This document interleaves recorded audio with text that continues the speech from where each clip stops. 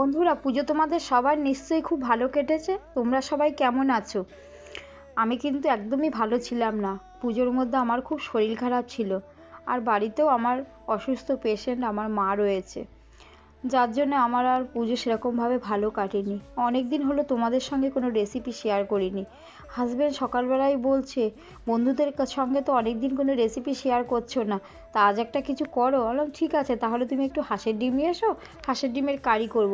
সে তো ডিম আনতে গিয়ে নিয়ে এলো প্রায় 16টার মতো হাঁসের ডিম, আমার হাতে দিয়ে বলল, নাও একটু আলু দিয়ে কারি বানাও। কারির মধ্যে আবার আলু?